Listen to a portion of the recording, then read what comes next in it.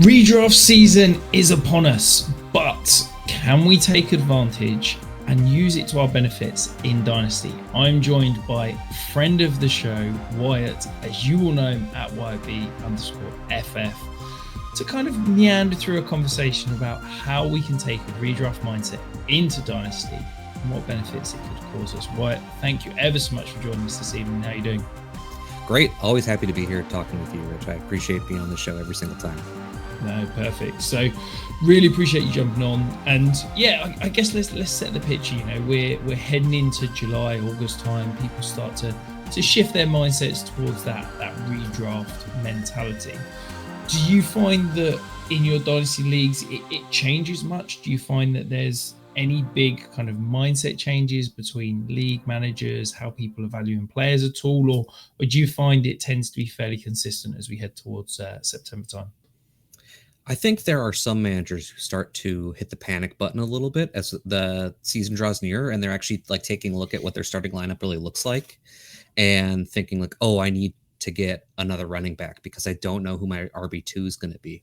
And I think it's important to not panic about those kinds of things going into the season, and having the redraft mindset for Dynasty is something that like is actually more of a year, like all year round type of thing, that you should be analyzing certain players and situations for the upcoming year, more so than just we're getting close to the year. What am I going to do? Because I think at this point, we shouldn't be having those kinds of thoughts. We should be, this is my team going into the year. Let's see what happens with it and not panic about what the lineup looks like yet.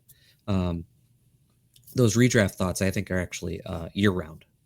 Yeah.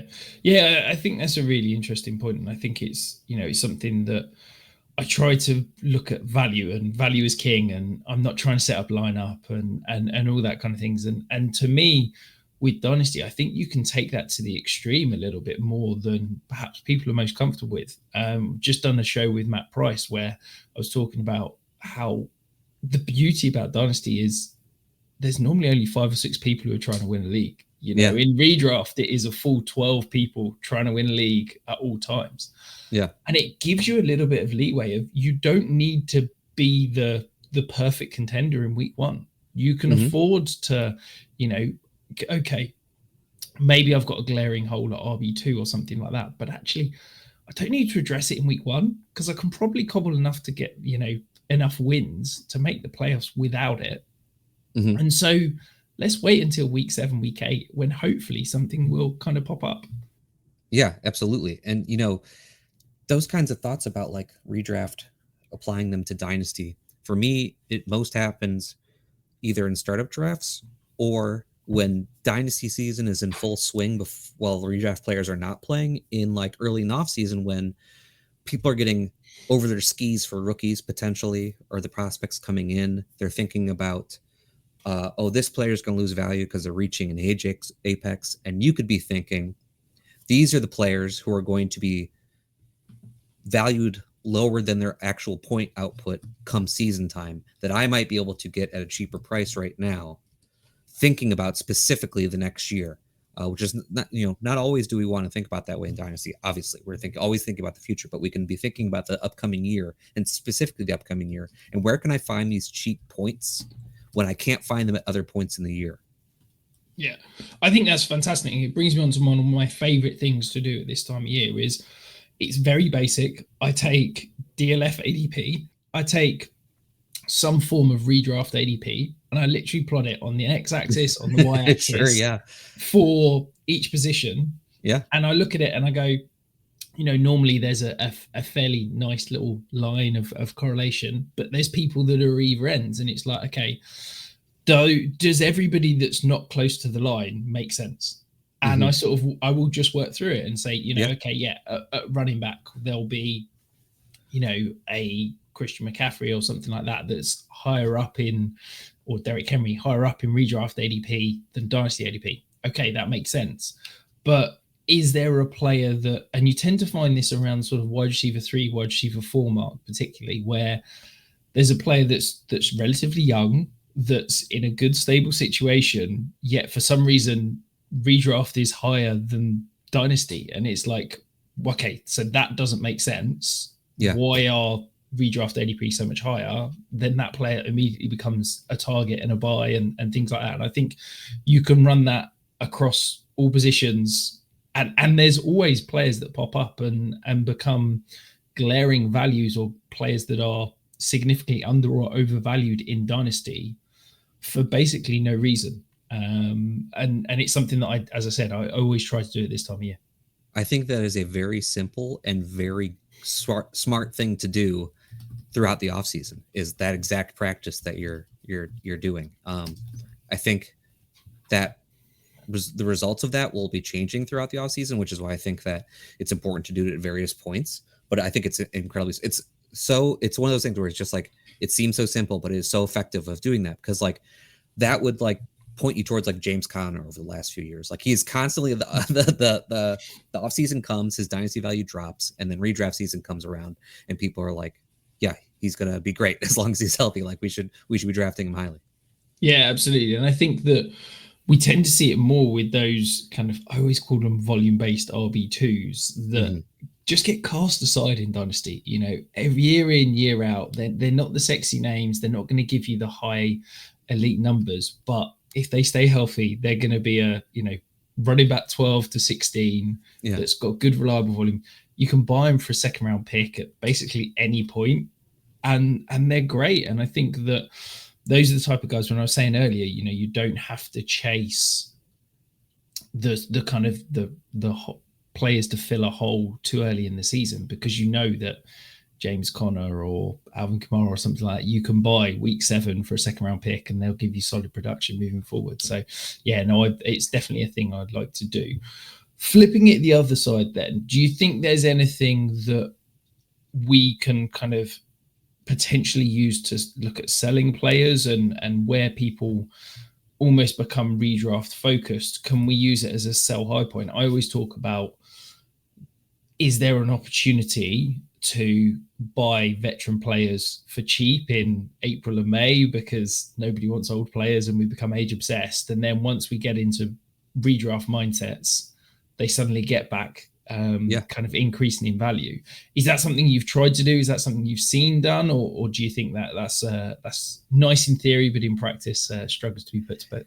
Yeah, it's kind of like the exact opposite of how we started the show, what we were talking about, that as the season draws near, and there are some people out there who are thinking, I need to fill this hole in my lineup, and you could potentially take advantage of that, because while like I think it's smart to be buying some of these veterans who were worth more in the points of my lineup than they are value in Dynasty, you could potentially gain a value on them later in the offseason. Like you could buy them early in the offseason, sell them later in the offseason, gain a little value bump, and then use that to kind of constantly turn it over in your team to, like, you could take it, you tier down from a wide receiver to another, pick up a second round pick. You could send that second round pick later on in the season if you need it for those recouping those points.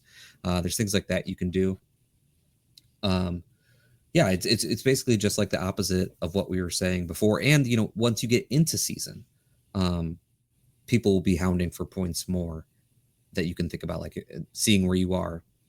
Like we said, once we're a handful of weeks into the season, you're really starting to analyze your team and figure out where you are. You can start trying to use some of those points on your team to acquire value future down the road. Yeah, no, I like it. And then I guess the flip side of selling high on older prospects, do you think there's an opportunity to potentially buy low on some of these rookies that we see have traditionally slower starts, week 1, week 2, week 3? Do you think that's potentially likely to happen? Or again, is that something you think is just theoretical and actually in practice it doesn't happen?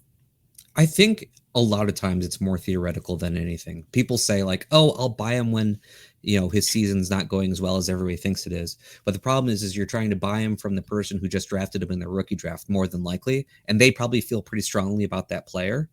And I don't want to say if they're a good dynasty player, but if they're a patient dynasty, that's the word I'm looking for. If they're a patient dynasty player, they'll know not to sell yet.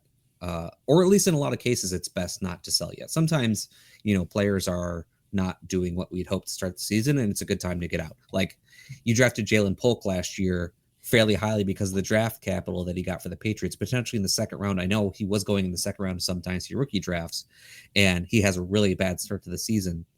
And if you're practice dynasty manager, you would preach some patience on him, but it would actually been better to get out of him. So it's touch and feel thing. Yeah, I think it's interesting, isn't it? Because you love the idea of kind of buying low on these rookies that potentially disappoint to start the year, but the truth is that one of two things is going to happen. Either they're going to start producing, in which case, if you have bought low, you're a genius. But more often than not, if they start slow, that tends to carry on the season. And then come the off season, I mean, you can basically pick up Jelly Pulp for free now. Yeah. We're very much short-minded, and that value has completely created. So actually, if you do try and buy low, sometimes it's all you're doing is buying high, and it just costs you even more. And a note about like starting slow. There are things to like try and notice when a player is starting slow. Is it starting slow because they can't get on the field? That might be a sign of talent, or that they're not getting it. They're not grasping the offense.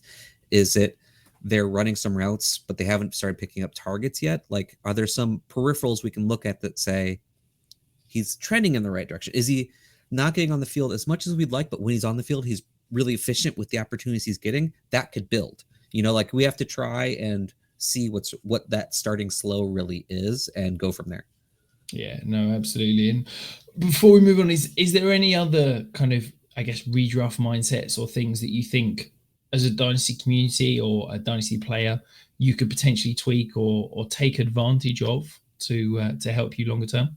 Yeah, I think we should talk about startup drafts, because I actually tweeted about this recently, where depending on the league that you're in, it could be very easy to make a highly competitive team right out of the startup draft, just because you get to you just focus on some of these point plays where it's these older veterans who are being devalued because they're older, but we know that they'll produce, or at least we can easily project them to produce in season. Now, this is not something you can do in every league, because every league is different. Startup drafts are different. But over the last few years, there's really been a trend, and I do think it's starting to turn back a little bit, but there's really been a trend towards these like productive struggle teams, and people, like, everybody's trying to trade back in your startup draft. Like, how many times have you gone into a startup draft and like 7 of the people start the draft by saying my pick is on the block, like I'd like to trade back? Once you find yourself in a room like that, you just already know off the bat that this is a room who's probably going to devalue veterans and those veteran point producers that you can try and take advantage of. Now, that doesn't mean you should be like drafting them ahead of ADP necessarily. It's that I expect them to now be falling in the draft more than they normally would, and I want to find and pick the spots where I can go ahead and take them and field a highly competitive team to start the season. And championships buy leagues, they buy like league fees, they buy years.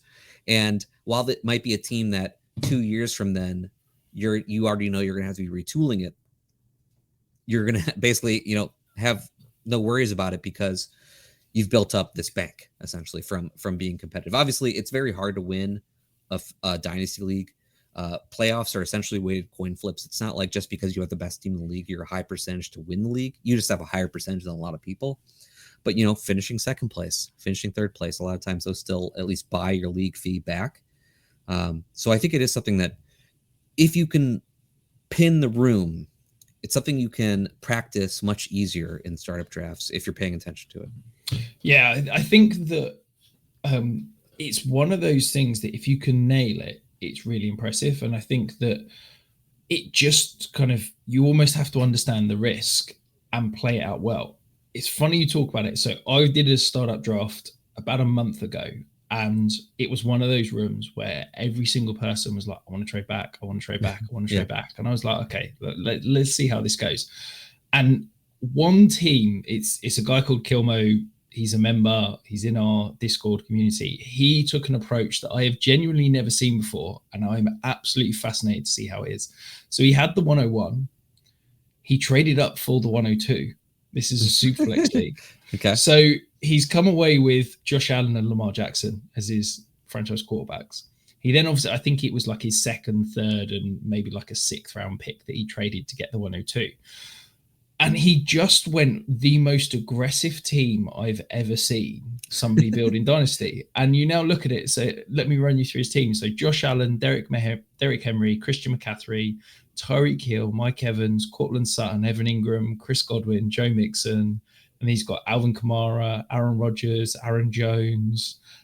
Like ultimate push all your chips in. Yeah. And I'm like, do you know what? That's a really novel approach to go so high up on those two quarterbacks and then load up on those.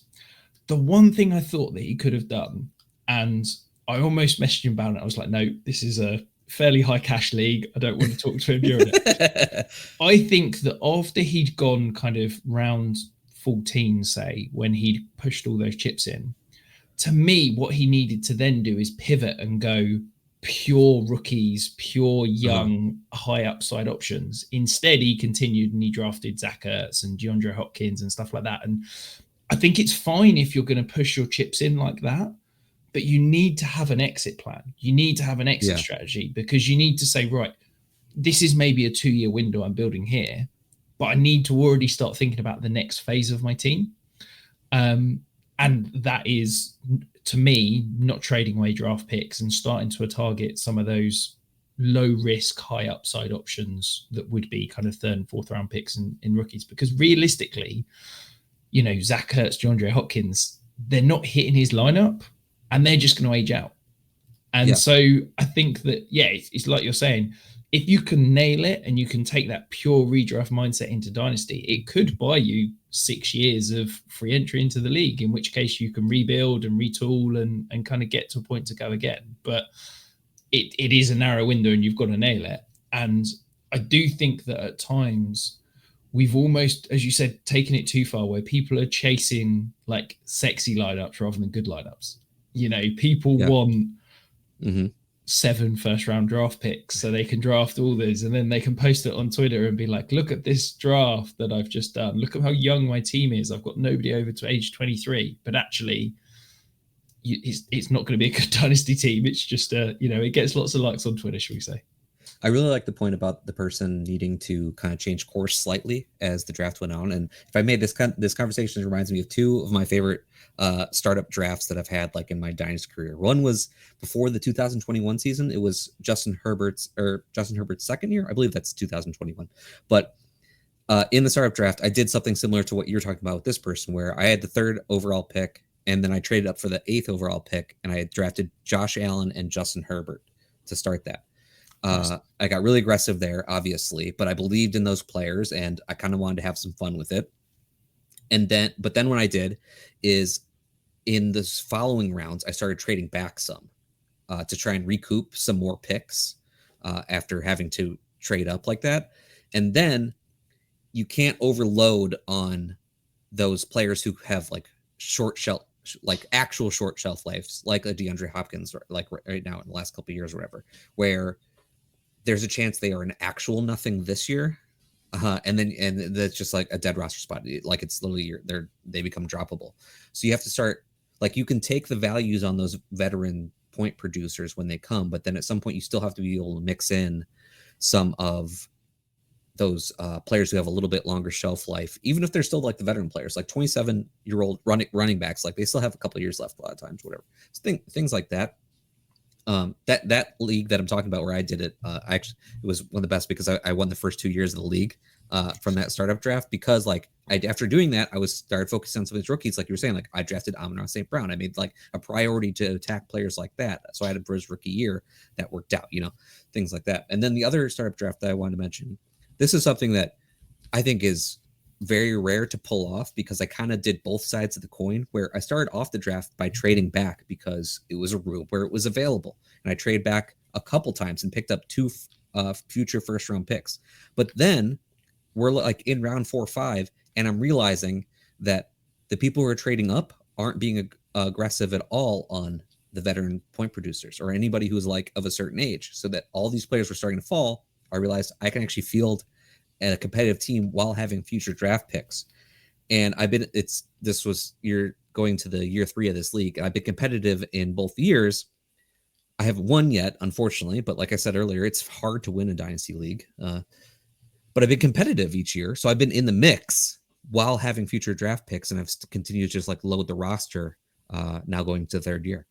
Yeah, I think that's it. If you're going to push your chips in, you need to understand, what's the timeline, what's the off ramp, what's the exit plan, and kind of build that out. Because if you just build a roster that's going to completely age out, you've not got an exit plan. You're going to then spend 2-3 years of kind of scratching around trying to rebuild it, and that's sadly when orphans happen. And I think that I would always encourage people to avoid that. The one last thing I wanted to kind of pick your brains on and discuss, Wyatt, is I think in Dynasty we don't give enough credit and enough thought into how we build our bench of our rosters. I think that in redraft, we talk about quite actively around, your bench should complement your starting lineup, and how you build your bench and what type of players you want to target and all this kind of stuff. And in Dynasty, it never gets discussed. It's just, you want, accumulate value. And I'm incredibly guilty of that. I'm someone that's saying, oh, that's all I want. Do you think that there is something we could potentially learn from actually, let's take a thoughtful approach and build out our bench kind of correctly in Dynasty? Or do you think we should always just be trying to scoop up as much value as possible?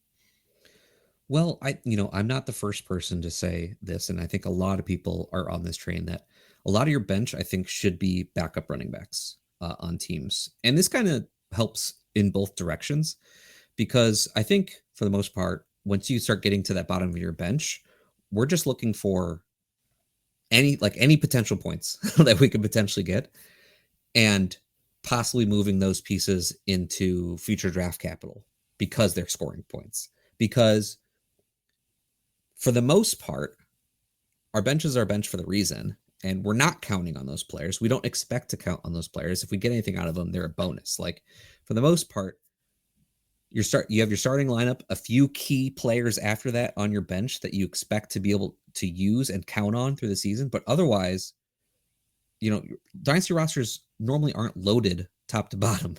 So the bottom of that roster, to me, it's finding like backup running backs, because they're the players who have the easiest path to being relevant from not being relevant. Injury happens in front of them. All of a sudden they're starting, they get 15 touches and they're an RB2, and potentially getting a third round pick for them in the future because they're only a spot starter, or you're actually using them to get yourself through a little hump where you're dealing with bye weeks or an injury or something like that. It could be a young tight end who hasn't broken out yet, but we know that if they're just on the field, they could potentially be helping us in our tight end position, because for the most part, for tight ends, after the first group or so, really all that matters is, did you score a touchdown? Which can happen for a lot of these lower rung tight ends. So sometimes you find a tight end that happens to be stepping in and you're playing them for a few weeks and you're actually getting some production out of them. And you can use that, like, if you're dealing with some bye weeks, maybe you're dealing with an injury, or you're able to use them to get some future draft capital. Sometimes that position is wide receivers. More often than not, it's not for me, because wide receivers, it's much more of a talent-driven position. And since there's more of them on the field at any given point, you have to have the talent to earn the targets when you're on the field. So just because a wide receiver gets injured doesn't mean another wide receiver is going to step up and start earning volume. So I think you find that less on the bench.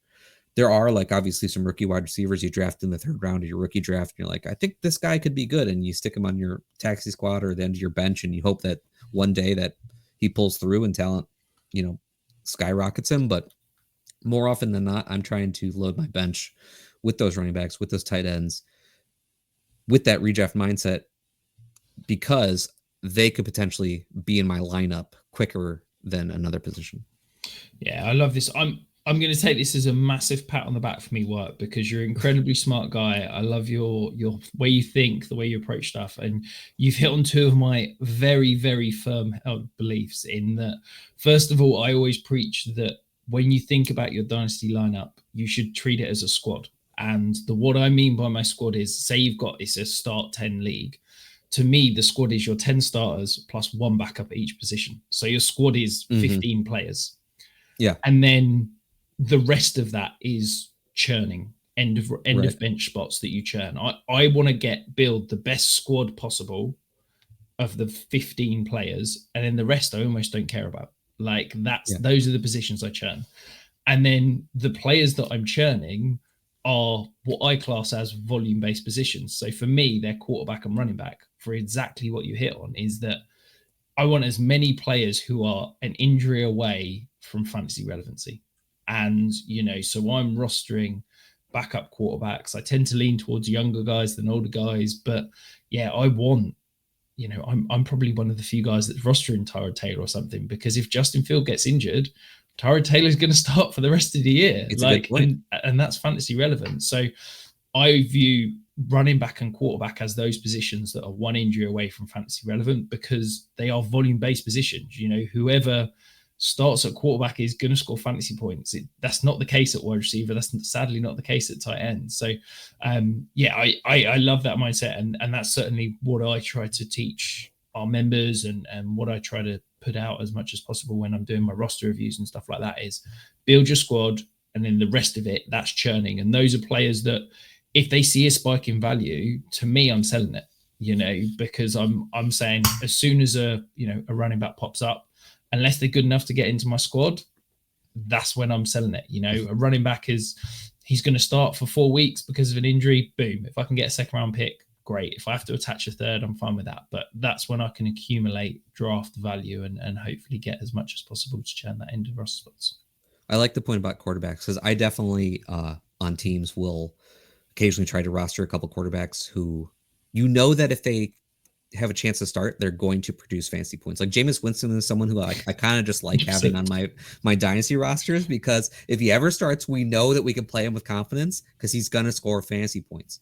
And those are valuable things to have on your roster, both because we find ourselves in those tough spots sometimes where you could use that spot quarterback, but also because our opponents are going to be in those positions quite often. And sometimes you can get value out of that. Like, that's my favorite thing to do when something like that happens. Like, you have Jameis Winston on your roster. I don't need Jameis Winston. And, he's starting 3 games for the Giants, or he's going to be the starter for the Giants. And I basically just cold call everybody in my league who I think could use a QB and just send it for a pick to everybody and just see what happens. Maybe it gets accepted. Maybe I'll get a 3rd round pick, but guess what? I'll take that 3rd round pick, because a year from now, Jameis Winston might just be back on my free agency wire, and I'll go pick him up again and try and repeat the process. No, I absolutely agree. And the other guy I want to throw out whilst we're naming names is Marcus Mariota, because there's some rushing upside. Yep. We know that Cliff's cooking up a good offense. And I think he's to me, it sounds ridiculous, but Marcus Mariota is in the 32 best quarterbacks in the league. Like, he should be starting if we're just talking about best players. And I think that there's enough talent there that there could be a team that talks, if Jaden Daniels gets injured, he gets 4 weeks to start in Washington. There could be a team that talks into him being the bridge quarterback to the 1st round rookie that they've drafted, which again is going to have more value than he's currently rostered. He's probably on waiver wires in most leagues. So that's the kind of guy that I'm looking to go and acquire now. Because as I said, he's either on a waiver wire or he's very, very cheap, and it's 1 injury away, and he's probably going to double in value, if not triple. Yeah, quick story time on this subject. A few years ago, I can't remember what team he was on, but it was Teddy Bridgewater. I had Teddy Bridgewater. He was getting ready to start for like a handful of games because the person in front of him was hurt. And I was doing this. I started cold calling everybody in my league. I was starting off with a future second round pick, just to see if I got counters, right? I was just going to see what I got. I got to a person who needed a QB, and was a competitive team otherwise. They had just gotten an injury. They didn't have a second round pick. I put the first in and was like, he's not going to accept it. Whatever. It got accepted. So I got a first for Teddy Bridgewater, and I was like, this is why you sometimes just send it out, because you don't know what's going to happen. And this is why Wyatt's the best. But hey, look, I don't know about that, but thank you. thank you ever so much for jumping on. It's been an absolute pleasure. I've thoroughly enjoyed picking your brains and talking it through. Remind everybody that is indeed watching, where can they find you, and where can they find your work? Always a pleasure, Rich. I'll be on here anytime you want me. Everybody out there, you can follow me on Twitter at YP_FF. If you want to follow my work, I have a link on my Twitter bio. Just follow that. You can find all my work through that. That is beautiful. And on your way out, make sure you're hitting that thumbs up, hit the subscribe, and of course, we'll be back very, very soon with more Dynasty and it's redraft season. We've got plenty of redraft content coming your way.